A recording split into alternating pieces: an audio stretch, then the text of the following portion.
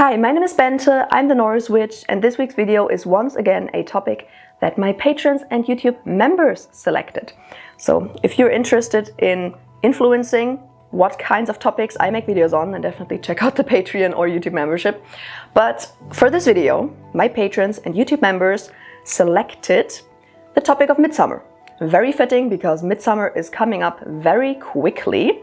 So that is what we will talk about today. We will look at the history, what we know or what we don't know about the origins of Midsummer.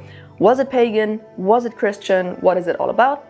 Then we will talk about the switch from pagan to Christian worldview. Where did it change or what did change? What do we even know about it? And then lastly, we will look at some rituals and spells that you can do on Midsummer, both more modern ones that I personally like to do, that I just came up with myself, but also from Scandinavian folklore and Scandinavian folk magic. I just want to preface this very quickly by saying I'm not only looking here to Scandinavian sources, but also to German sources, because first of all, Scandinavia and Germany have always had like an exchange relationship. Things, for example, spread from Germany northward through Denmark to Sweden, sometimes to Norway. Definitely, since Denmark and Germany are neighboring countries, they have had big exchanges, and a lot of folklore and folk practices have been exchanged between the two countries. And also my own practice, since I am in northern Germany, but more than 50% of my ancestry, of my heritage is Scandinavian. I like to look at both sides, both at the German practices as well as the Scandinavian practices, and then kind of mix them a little bit. If I'm lucky, I find something about northern Germany specifically, but that's kind of hard. So yeah, I like to mix and match. But I will tell you if something is German or Scandinavian. So if you're only interested in the Scandinavian side of things, then you will be happy with this video. But if you're also interested in the German stuff, you will also find that in this video.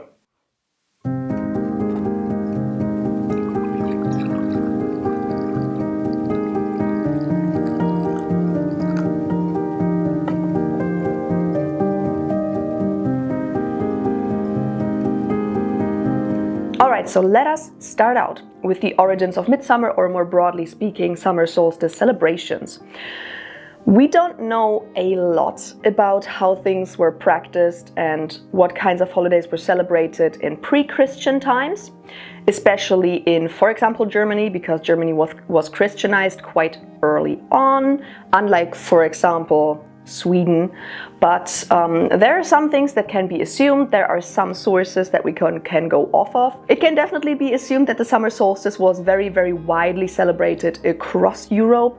And I guess not only across Europe, because of course it would be kind of obvious for people to see, okay, this is the longest day of the year, so it's probably something special. And nature is roaring around us, like everything is blooming and animals are procreating and stuff, so that would have been probably very obvious. And for example, for pre-Christian Scandinavians, especially like Bronze Age Scandinavians, we know that the sun was very, very important for them. So it is quite obvious that they probably did something around the summer solstice, that it was in some way important for them. It is widely assumed that definitely the summer solstice was very widely celebrated. What we know of source-wise is pretty scarce, as you are probably already used to me saying, but at least we have some mentions. So the first text, I will try to pronounce the name, but sorry in advance, Augrib av Noregs Köninga Söjum. Sorry in advance again. It basically says that Olaf Tryggvason, as like a favor to the people, replaced 4 heathen sacrifices or celebrations with new Christian holidays. And those were Christmas, Easter, St. John's Day and St. Michael's Day. It can be assumed that since St. John's Day, if you know about it nowadays, it is around the summer solstice. So it can be assumed that the sacrifice that was replaced with St. John's Day was some kind of summer solstice celebration. Especially because there is in Olaf Tryggvason's saga a mention about a midsummersblot. The only problem is there is no details about it, no clue what people were doing back then. It is only mentioned. And that's it. So we don't really know. But these ones are the 2 Scandinavian sources that I personally know of. apart from that, the only sources that we have where we can assume stuff about the pre-Christian times are law texts, both in Germany and in Norway. I don't have a quote for you, I have for a German text, but not about the Norwegian text. But the Norwegian text basically just says that any kind of summer solstice celebrations, like big fires and stuff like that, are forbidden because they are too like heathen and devilish and stuff. Like the typical things, you know, we have a law text that forbids something that is most probably from pre-Christian times because it is being forbidden, because it's too pagan, too devilish, it's devil worship, things like that. I have, though, a quote for you from the 1653 Nuremberg Council.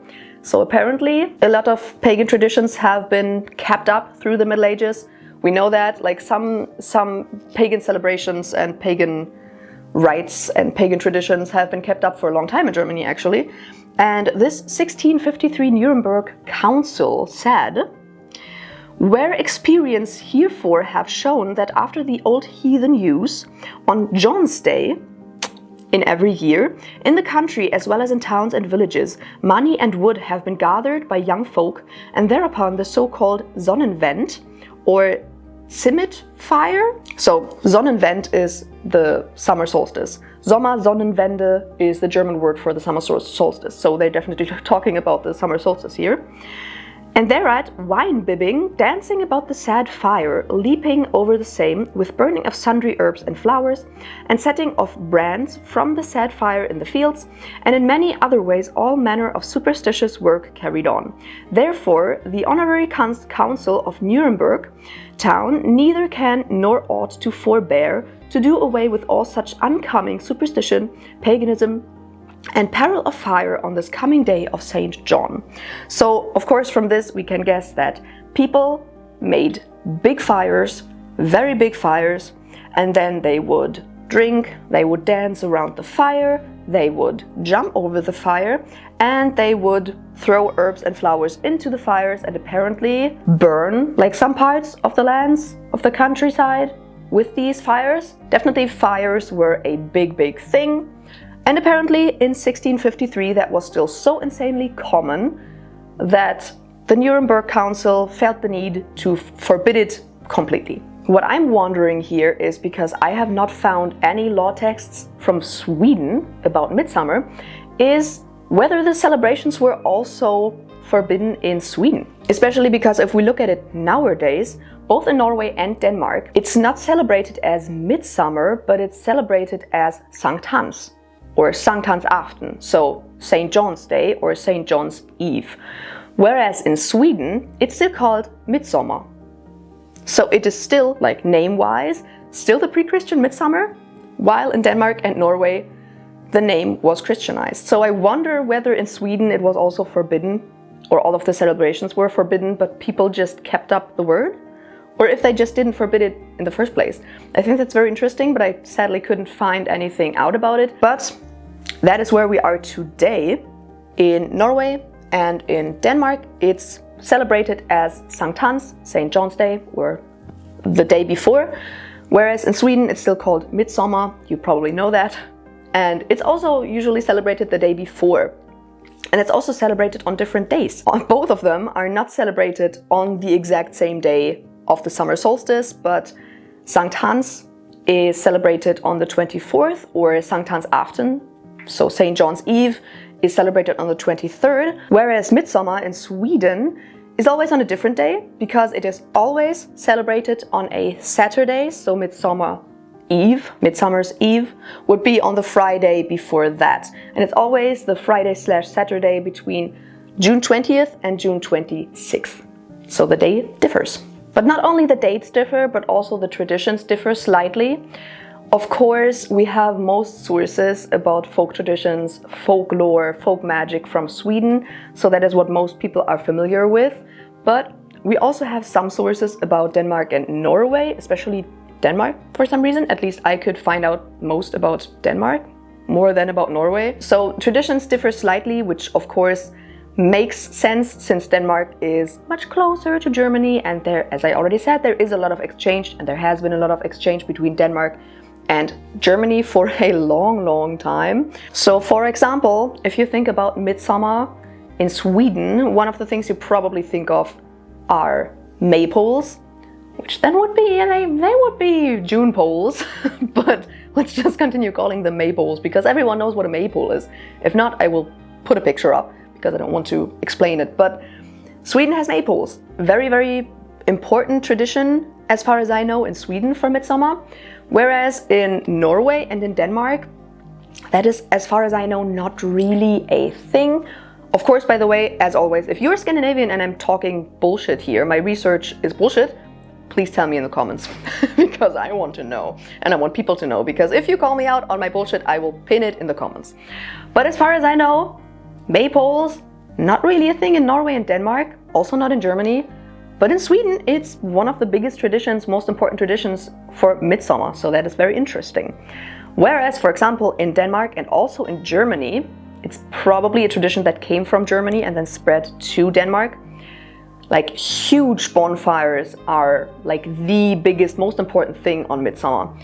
It's a big, and I mean big, not like a campfire, but like a big fire is being made, and puppets of straw, for example, but we could guess from the law text that also herbs and spices and everything and flowers are thrown into the fire. The thing with the straw puppet is kind of funny because it's supposed to usually represent witches and stuff, and like evil spirits and demons and things, which are burned on Midsummer or on Sankt Hans or St. John's Day for protection.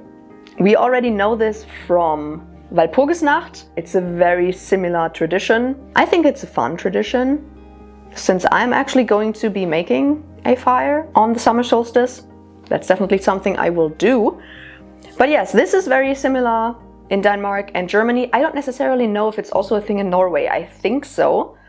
But since I couldn't find out a lot about Norway, I don't necessarily know. But in Denmark and in Germany, that's definitely a very big thing. But it was originally a tradition from Germany. Another tradition that I personally really like, I haven't tried it, but I would love to, is bathing in some kind of water source for either protection or cleansing or things like that. So I know from Denmark, it's more of a holy spring situation. So people would bathe in holy springs for cleansing and things like that. And it of course ties back, of course, to how St. John baptized Jesus. In Germany, it's more of a bathing in seas, not in seas, in lakes and rivers kind of thing for protection. But of course it makes sense. It's summer, it's warm, so you would probably not try to bathe in a lake on the winter solstice, you know? So something revolving around water, of course, makes a lot of sense around the summertime, and I would really like to try that. But in June, it's usually still pretty cold here.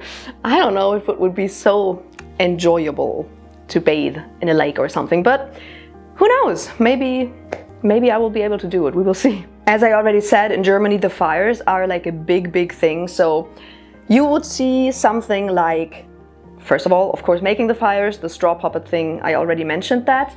But these fires would have also been made on mountains so that people could see the fires from a far distance, and probably so that the protection would reach very far out. That's my guess, but I don't necessarily know. That's not necessarily something that I would be doing where I live, because we just don't have mountains. We barely have hills, but more in like central and southern Germany where there are mountains, that's something that would have been done. Also, leaping over the fire hand in hand with your loved one, that was also something. If people were able to jump over the fire, like of course a smaller fire, but if people were able to jump over the fire and still be hand in hand, then that was a sign that they would get married. In general, jumping over the St. John's fire was thought of as being very cleansing and very healing. So if people were very sick, they would do it. Or if people thought they were, I don't know, they had like a possession problem or in some way they needed cleansing, they would jump over the St. John's fire. That's also something that I will try to do this year.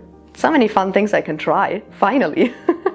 And of course, there are also very similar traditions, both in Scandinavia and in Germany. So for example, one thing that is similar, which I find very interesting, is bathing in the summer solstice, the midsummer, St. John's morning dew, basically.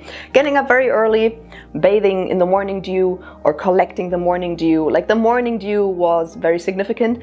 As far as I know, that's also a thing in Iceland. I don't know of any textual sources that mention that for Denmark, but since it's a thing in Iceland, in Germany, and in Sweden, I would guess that we just don't have a textual source for it in Denmark anymore, because there aren't as many as, for example, for Sweden. But I would guess that it was also a thing there, probably also in Norway, since it's so widespread.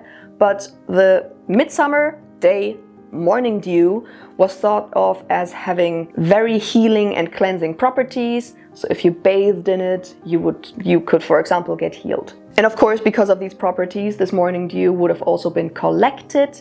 I know that that's also a thing that is still done sometimes, also something that I really want to try. And probably for all of us witches out there, or in general magical practitioners, something that is probably insanely interesting to us is that I think probably in all Scandinavian countries, as well as all other Nordic countries, as well as in Germany, and probably also outside of Germany and the rest of Europe, Midsummer, St. John's Eve, or like it's always Midsummer Eve or St. John's Eve, or in general the summer solstice, is very widely thought of the day for collecting herbs and flowers and things, because they are thought of as having more power during those kinds of days. Which I think is very funny if you think about the fact that they are celebrated on different days in Sweden versus Denmark, Norway, Germany. Could you do it on both days? I'm wondering, because that gives you more of a chance. That gives you twice the time to collect a lot of herbs. But yes, any kind of plant you would gather on Midsummer's Eve or St. John's Eve is thought of as having more power. So that is definitely something that everyone should keep in mind. And then lastly, I have some more practices for you that I personally know coming from Sweden. But again, since there are less sources for the other Scandinavian countries, it's possible that they were also a thing there. I just only know of them from coming from Sweden. So that's what I will tell you about. But I guess celebrations were so similar that probably at least some of these were also a thing in Norway or Denmark. But I don't know. The first practice is some very fun dream divination, and I've seen this mentioned. Wow, bright. Sorry for that. I've seen this mentioned either with 9 or 7 kinds of flowers that you put under your pillow on the summer solstice, midsummer, St. John's Eve night. You put those under your pillow, and then you will have some visions in your dreams. I have sometimes also seen this as being mentioned only for dream divination about your future loved one, but as far as I know, it can be done widely for any kinds of visions. And I would assume that 9 types of flowers are more accurate, but I've also seen it with 7 kinds of flowers. So you do you, but I would personally do it with 9, because I know 9 is a very significant number in Scandinavian folk magic, so I would choose 9. And then another fun type of divination. It's not necessarily only something for midsummer, it's also widely done around New Year's, and that is the årsgang, so the year's walk basically. And it's actually very simple. It's a kind of divination where you're basically scrying everything that you see. So you basically just walk out of the house without talking to anyone. The entire walk, you do not talk to anyone. And you walk for a specific amount of time or a specific route or something, and while you are walking, you're taking note of everything that you're seeing, everything that you're hearing, everything that you're feeling. Like, it doesn't matter if it's outside of you or happening inside of you, you're just taking note of everything, because everything that you are seeing, hearing, feeling, perceiving in some kind of way could have a meaning for what will happen over the next year. I think this is a very fun way of doing some future year divination. And again, you can also do that on New Year's, but I think it's a very fun way of divining for the next year. I personally haven't tried it yet, but I really want to do it next year on New Year's. And then lastly, I have a very specific practice for you if you want to make a protection charm. I found this, was very happy to have found it. Okay, I will read it because some of the names of the plants I cannot keep in memory. So you would make a protection charm, probably like a spell bag or something, but that was not mentioned in the source. But you would make it from garlic, root of common polypody, I hope that's how you pronounce it. It's the plant Polypodium vulgare. It's a kind of fern. And then also Mezeron, Daphne Metzerium, and Valerian. And you gather all of those plants between 11 p.m. and 12 a.m. on Midsummer's Eve, secretly, and then you put them together and you wear them secretly on you for protection. This for me personally sounds extremely powerful. Like not only the plants, like garlic, ferns, valerian. I don't know about Mezeron because it doesn't really grow around me, but garlic, the fern situation, and valerian, all very, very protective plants, then gathered on Midsummer's Eve during the night, extremely powerful, and then just wearing it with you as a charm. Sounds very, very powerful. Of course, you could also add something more to it if you want to, but in the text, only this was mentioned. So if all of those grow around you, and you're lucky because I can't do it because this one plant doesn't grow around me, I guess you could also adapt it and gather, like exchange one of the plants or something. Maybe I will do that. There are other protective plants out there. I mean, the key component is gathering it on Midsummer, gathering some kind of protective plants on Midsummer secretly, putting it together in a charm and then carrying it with you. All right, enough about folk magic and folk traditions. I thought I would give you also some more contemporary ideas, or in general just things that I like to do in my practice around Midsummer. Midsummer is definitely the most busy time of the year for me personally.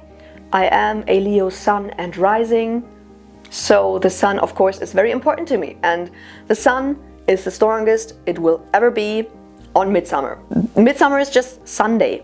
It's a sun day, it's a sun time. So I like to do anything revolving around the sun or things that I associate with the sun around Midsummer. So for example, something that I'm extremely excited about making again this year, even though it wasn't too popular on my shop, but still I love the product, so I will make it again. And that is my solar serum. It's an oil that's basically like the sun's energy in a liquid form. And I only make it on Midsummer. I charge it in the Midsummer sun. It's so cool. I heavily use it during winter time whenever I feel like I need some energy, you know? Like I am a Leo, I'm a sun person. I get insanely motivated and energized and happy whenever the sun is out. And of course, in winter, the days are very short and I get a little bit of seasonal depression in winter usually. So this solar serum oil saves my ass basically whenever I need some energy, some motivation, anything that revolves around the sun, because it's basically liquid sun energy. That's definitely something that I always do, and I love it so much. Also, something that I could see myself doing this year maybe is something like a success spell or like a self-confidence spell, you know, anything that you connect with the sun. For me, that's usually success and self-confidence, or maybe like fun and joy and things like that. I would do all of those kinds of things on Midsummer, on or around Midsummer, or St. John's Day or St. John's Eve, however you want to do it, or just the summer solstice, and do that around this time. That's always the perfect opportunity. Something that I will maybe do is using the sun energy for some protection spells. That's not something that I have tried yet, but I could see this working really well because sunlight can heavily damage you.